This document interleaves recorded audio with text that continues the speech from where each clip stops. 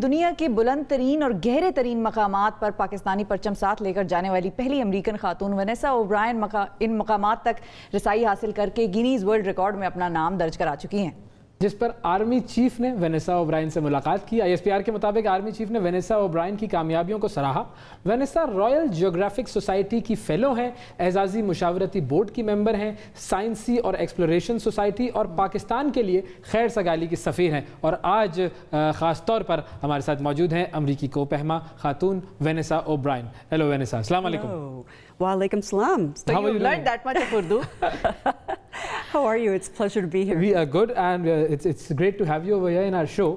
And we've been telling our viewers that you've visited the highest peaks and the deepest oceans with the Pakistani flag. I did indeed. So how did this whole love story with Pakistan start? Well, it started when I looked to come and climb K2, which is a mountaineer's dream. That was around 2014. And when I arrived, I was just I couldn't believe the beauty of the country and how hospitable the people were. It took me 3 years to climb K2. So over those 3 years, I just built such incredible friendships that even at one point, people were saying her love of the mountains exceeds even her desire to climb, and you know, to be in Pakistan is more important than So even when was the climbing first time when you came to Pakistan? 2015. 2015. That was the first time. First time. And you came for what? To try to attempt K2. K2. And I was able to get to Camp 2, but it was an El Nino year, so it was much too warm on the mountain. I came back in 2016. We got one camp higher, so there was information and hope. And then 2017, finally, we were the only team to summit. Great. Okay. So, you know, the weather opened, and unbelievably, we were able to make that. So what was the best your view? determination, you can do it. So Yes, hard work, absolutely hard work. Lots of training, and you know, a little bit of luck goes a long way. But okay, so the views, if we compare the views from K2 and from Mount Everest, which one did you find amazingly beautiful? well, they both have incredible views. I think one will always value the one that you have to work the hardest at. So for K2, because of the 3-year time that it took me to summit. Repeated efforts. Yes, the efforts. So for K2, by far was my favorite mountain. The views, I think, are a little bit more incredible because you have the glaciers. You know, all of those glaciers you can see unbelievably over what some Galen Roswell had called the Valley of the Mountain Gods. There's the highest, most precipitous peaks. And the glacier views that you're able to see underneath are unlike anything else in the world. So if people have not been here yet, and I know tourism is starting to really take off, and as soon as COVID is under control, I have no doubt it will, this is really a place that people have to put on their bucket list. Now, moving from the heights to depths now, which oceans did you explore with the Pakistani flag? So this was the deepest part in the ocean. It's 10,925 meters deep, deeper than Everest is tall. So we could take Mount Everest, you know, here, turn it upside down, put it into the trench, and there could still be another mountain on top, underwater. So if you could imagine, even as when I'm talking to the children, you know, they say, I can't believe underwater is deeper than a mountain.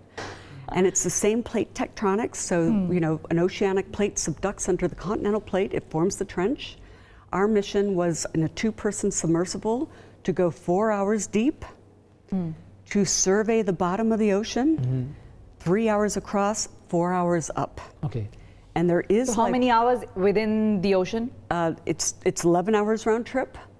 So it's one big summit day, like a mountain. Okay. But it is dark.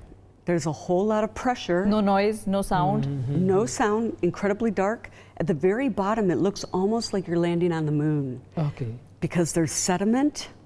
It's just sediment. Okay. So, you know, if you disturb it, it'll come up in a little bit of current. There is life, but because it's 100% dark, it doesn't need, there's no eyes that are needed because you can't see. But when you cannot see, how can you feel that that place where you have reached is beautiful? Well, I have cameras, you know, in the submersible, so I can see with the camera light, and I'm using visuals to survey as well as machinery, the sonar machinery. Our goal was to see whether it was flat, like a billiard table, or whether there would be sea mounts, or whether there would be a decline. So what did you find? Oh, it's not flat. It's not flat. and of course, with the subduction, you would think that there would be, some amount of sea mounts or other, curvatures along the way. There's so much to be explored of what God has made. Absolutely, no doubt. And we think that we are the best, and we've done everything, but yet there's so much to be explored and so much to be done. Absolutely, and that's the thing for children out there, for adults. You have to keep exploring, because there's so much of the world that's unknown. 90% of these oceans are unmapped, unknown. We know more about the surface of the moon and Mars, if you can believe that. Than to be. So if we think everything's been done, it by far has not. So what was your support inside underwater? What was your support? Well, we had a capsule. Did you have a team or friends or somebody who had your equipment, or what were you carrying there? Well, we had people on the ship that would launch the submersible, the two-person submersible. So there was a team on the ship, and there was a team absolutely looking at the ship, at the submersible, while we were underwater. So okay, so all those people who are tempted to go and touch the bottom of the ocean, they cannot go alone. Yeah, you cannot go. In fact, if you think about it this way, the first submersible to go in 1960 went one time, one way, kaput, never went again. 52 years later, the next submersible went in 2012. That was James Cameron, the producer-director. 52 years later, 2012, and then the next one was 2019. Last year, and that was the only sub that was able to make multiple dives. So it's very, very hard to get there, because it's 16,000 pounds per square inch, 8 tons of pressure, 292 jumbo jets stacked on top of each other. So it's a lot of electricity and water. That's a bad combination. Wrapped in titanium. So you take a lot of risks to go down, because it could possibly explode, or something could go wrong. So this is a great segment, I think, for all the children, all the youngsters who are watching this, and they're interested in exploring the depths and going to the heights of the mountains. Coming back to Pakistan, when you decided that you have to take this Pakistan flag on top, and when it comes to the bottom of the ocean also, from where did you get the support, and especially the flag? Well, that was easy, because after doing 3 years here with climbing K2, I became one of Pakistan's Goodwill ambassadors. So for me, I never stopped thinking how I can let the rest of the world know about Pakistan and the opportunities here. So when this opportunity to go and take the Pakistan flag to the deepest part, where only 3 manned missions had gone before, I had no doubt what flag I was taking. And I know Pakistan was going to be proud to be one of the few nations to ever be there, and certainly proud that would be Pakistan 1, India 0.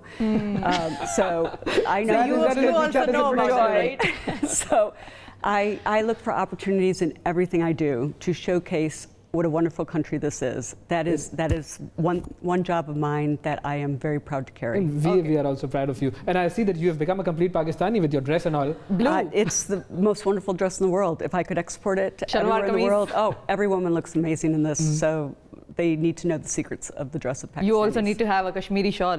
Shawl. Yes, absolutely. So which places in Pakistan have you seen? Where have you been? And what have been your experiences? Absolutely, north to south. Starting in Karachi, where the food is much more spicy, your city, absolutely, we talked about that. Up to Lahore, where there's so much history, architecture, wonderful markets. Of course, up to the northern areas, where there is the most natural beauty. My part. Your part, see, we're moving. We have something to share in all of this. And even coming back here, there are so many things to see even around here. There's lots of hiking trails even here, so there's no excuse not to be outside. And there's still so much left to see. I feel every time that, I can't just rest on my laurels. I have to get out and see more. There's so much beauty. It's not just wrapped in mountains or glaciers. There are lakes, and there is so much development taking place every single time. So COVID is a temporary setback, and it's not just Pakistan. It is going to go worldwide. Eventually. This too shall pass. Is a wonderful now, when you go to the markets and when you explore Pakistani spaces, how do the people of Pakistan treat you? What is that relationship sort of? I love the people of Pakistan. We are one. So it's just an ability to meet a friend I have not met yet. Okay. So I have never come across any hostility. It's just great to meet new people everywhere I go. Okay. So you've also met two very important people of Pakistan. So one is the president of the country, yes, Dr. Arif Alvi, and the other is the chief of the army staff, General Bajwa. So how did you find them, both of them, and how was the meeting? They were wonderful. I did meet with the president. Who did you like more? This is a very political and tricky question. But it is up to you. How do you answer that? Who did you like more? So they are very different, but they both serve very important roles. So, you know, the president is a statesman, and he is a wonderful advocate and diplomat for the country. Meeting him was an honor, and I returned the actual flag that went down to the bottom with me to him. Oh, okay. He's a very important role model, and he, in fact, shared a college with me. We both had one semester with the University of Michigan at one point in time. So it was an honor to meet him. And also in his office is a view of Vittoria Sella in the original. He was with the Duke of Abruzzi on the first expedition that went to the Karakoram. So there's a beautiful, absolutely beautiful picture of K2 outside his office. And to see General Bajwa and the COAS was absolutely an incredible experience. I wanted to thank him because every expedition from the beginning of time has had a liaison officer escort them to the glaciers way back in with young husband, and you know, so they've provided complete support that you needed. Yes, and you know, it's important because they know the area the best, and it's wonderful to have those expeditions. And I'm talking about now climbing expeditions, not you know, the trekking. But if you're spending 6 to 8 weeks, this is something that the Alpine Club will arrange for long expeditions, 6 to 8 weeks. And you know, it's really nice. They're not always Pakistan Army, sometimes the Air Force. I even had Navy one year. But the Pakistan forces do so much for this country. And I can even see when I see some of the posts on social media how much they are loved by this country. And you know, some of the early mountaineers were really military men. Yes. You see Sir John Hunt, others who have climbed and taken Everest. And there's a lot of discipline, hard work, focus that comes from a background of military training, and I respect that. Absolutely. They are our support, they are our guardians, so they have to be given due credit for that.